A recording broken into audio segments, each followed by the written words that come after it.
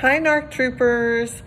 Today we're going to talk about how the dynamics between a narcissist and their mother and father contribute to their disordered personality.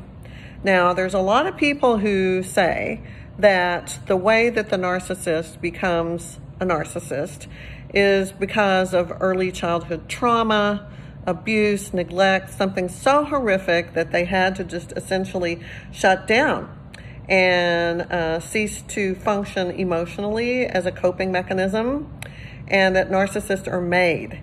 In that cluster B category, it is the sociopath, maybe, that's debatable, and the psychopath for sure that's born that way. They're just born missing parts of themselves that make them human, so all of that's just born that way with the psychopath. But we're going to talk about the narcissist.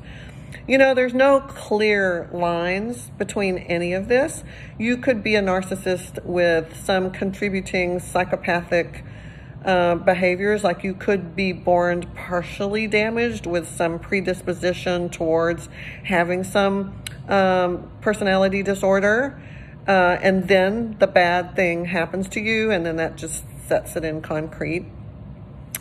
stone, rather, right? So anyway, I want to talk about that relationship with the parents, and that as a contributing factor in narcissism. So the narcissist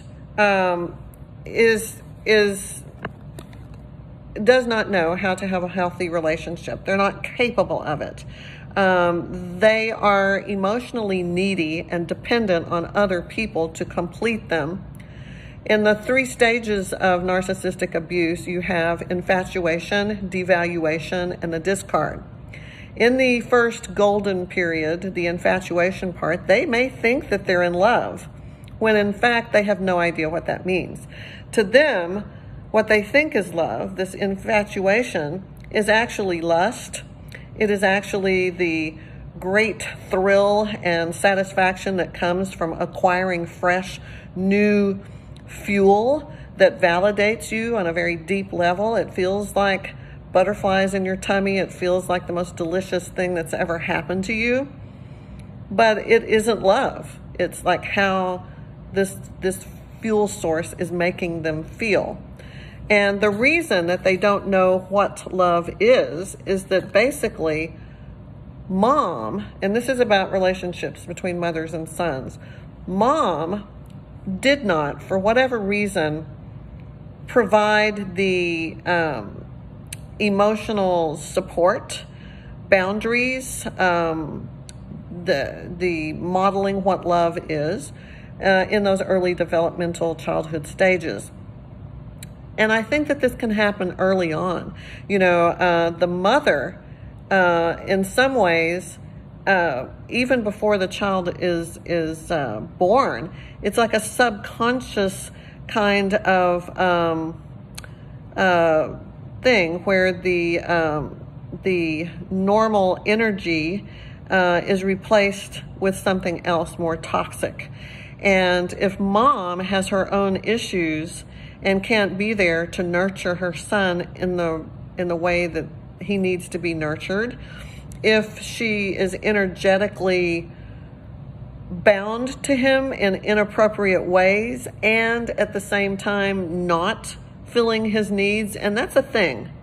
You know, I have heard of the moms who are inappropriate with their sons. They don't know boundaries. They touch them maybe in inappropriate ways. They crawl into bed with them. They, you know, it borderlines on some pretty messed up stuff.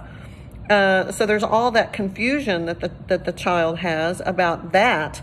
And while the mother is acting in this clingy, codependent, my son is my little man who's completing me, and it's like she's energetically married to her son. While that's going on, she's still failing to provide him with the healthy things that he needs.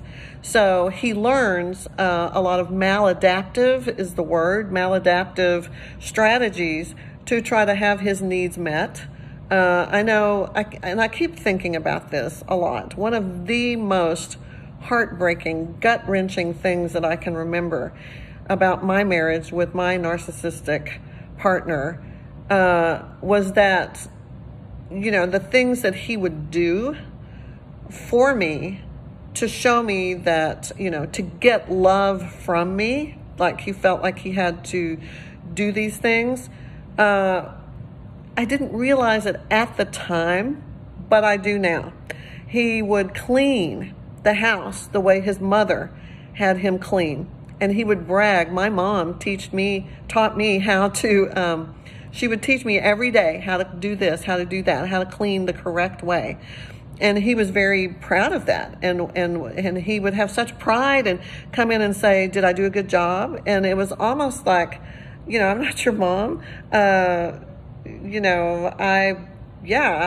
was going to clean that later today, but thanks for helping out. And good job, I guess, what is the right response for that? And then other things like, he would always offer foot rubs. And, I felt like there are so many ways that you're not doing this right that I don't know if I should accept something that's kind of weird as a replacement when you're not getting the rest of it right. And so a lot of times I would decline, and I realized that was something he did for his mom, to soothe her, to get love from her, to get validation from her. As she worked in the medical profession, her feet would hurt, and he would rub her feet. He would sit there and do that, and that's one of the ways that he got validation. So, what happens between the son and the mother sort of programs or scripts that child for life. And, if you have smoked and drank and used a lot of drugs and done that through your pregnancy, maybe that causes some kind of, we know it causes fetal alcohol syndrome and other kinds of addictions in young babies and in the fetus and the womb and stuff like that. But let's say you had done all of that, so you've got a child that's already vulnerable and frail and addictive in some way because of all of that. And so you've got that going on, and then you're doing all this other messed up stuff. So he continued that dynamic with me. And it was disturbing. Well, there was an age difference, and at first I thought maybe it might have something to do with the fact that I was older, but that wasn't it. This is a phenomena that happens with people that are the same age. The narcissistic partner is repeating the patterns that they had with their mother, where they tried to get some kind of validation. They wanted to be seen. They wanted to be heard. They wanted to experience love and emotional nourishment that they did not get. And if they did, it was crumbs, it was inconsistent, and it was interspersed with a lot of abuse, neglect. I know my partner was passed around among neighbors, friends, relatives growing up, and some horrible things happened to him that were really messed up. And his mom was never there, for him. Well, occasionally, long enough to get the foot rub and the house clean, but it just wasn't a healthy dynamic. So her codependency was transferred to him, and then he seeks a person like me who was codependent also, which was not my main problem. That was, and that's a long story, but there were characteristics that were scouted for that would seem familiar and resonate with him. It's a subconscious thing. He didn't know what he was doing. No narcissist does understand what they're doing. These little boys, in some energetic level, are married to their moms in a very pathological, unhealthy, dysfunctional way, and when they should be married to themselves. That's right. And I know that one because I have the same fractured inner child that did not get what it needed either. And so here we were, both of us, in a marriage that lasted just years, like 16 years we were together. And that whole time we were both dealing with that wounded inner child caused by our mothers who were not okay, who did not do for us what they needed to do for us, who were very impaired in some significant ways, and they imprinted that and scripted us with that dysfunctional stuff. So we need to self-partner. We need to be married to ourselves, and I can name this and say it and acknowledge it.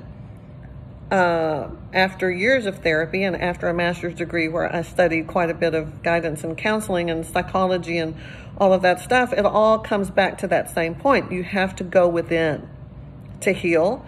But the thing with the narcissist is they live in a false world. They have created an alternative reality where they don't believe that there's anything wrong with them. They don't know that they're a narcissist most of the time. If they do, that encroaches on completely different territory where we're looking at people who might be more psychopaths or sadist or Machiavellian or something like that. But just your regular narcissist, most of the time, they don't know that they're a narcissist. They don't understand. They don't recognize those deficits in themselves. They don't, like I said earlier about like the infatuation thing, they think that they have found the answer to their dreams. That person that they met, the fresh new supply of fuel that they absolutely require and would do anything to obtain, that feels like love to them. But love is unconditional. It lasts forever. You get through tough times together. You lean in. You problem solve. You forgive. You are spiritually bound to that person to be loyal and devoted to them no matter what. I get that. Narcissists don't. So they replace this psychic energy cord that they had with their mother. They will replace that with their mate, which is definitely not healthy.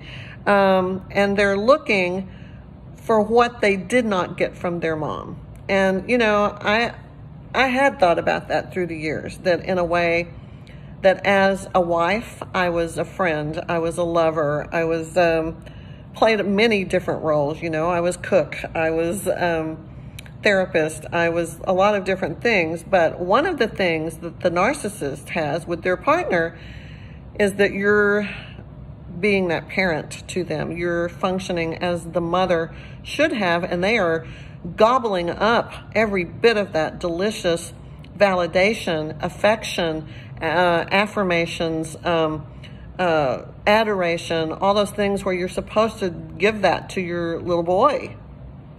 They get that from their wife, and it's medicine for their injury. It's salve for, you know, it's like poultice for their wounds. It's a remedy for what is missing inside of them, or at least it's a temporary fix for that. So the relationships between mothers and sons are critically important, and I wanted to talk about one more quick thing before we go. Shame is usually a component with the narcissist. There was something that happened early on that caused so much shame that they were unable to face it, to accept it, to carry that. And so they bury it instead of carrying it. It's so deep that even though it's in there and it's messy and ugly, they can't look at it. And what is deep in there, buried, the shame of what happened with their mother, the longing and the hunger for what they needed for her that she couldn't provide, all of that is so deep and so ugly and so messy. It's much easier to just skate through life with this false persona, this false self, sucking up fuel provided by people who don't know what they are yet. And then eventually everyone finds out what this person is and that they're incapable of having healthy, genuine emotion. They don't have empathy, guilt. They don't have any concept of morality. They don't ever take responsibility for anything. There's a whole lot of characteristics that come with this whole narcissistic disorder. It's not that they choose not to be that way. It's not there. It's just not there. So that's my message for today, everybody. Think about that. Let's think about parents. And if you are a parent, you got to read the books, do the research, figure out what you need to do to help your son or daughter to not end up with lifelong stuff. You know, this could be generational trauma. This could be like a generational thing that has been going on in the family for a really long, long time. I was always worried that my ex would divorce me someday because his mother had been married like 8 times. And I would shake my head and say, this is forever. You stay till the end, no matter what. And I know some people these days may say, nope, if it becomes inconvenient, if it doesn't serve your best version of yourself or whatever, you know, if it doesn't serve you, then you abandon it. You ditch it and go find something that does. That's not right. That's the world we live in that is, you know, headed in the wrong direction, guys. Love is forever. And the narcissist, they don't get that. They can't get it. What happened is tragic and unfortunate, but it is what it is. Oops, there's my doorbell. So maybe pizza time. Yay! All right, have a great week. Happiness and healing to everybody. Stay safe. Bye.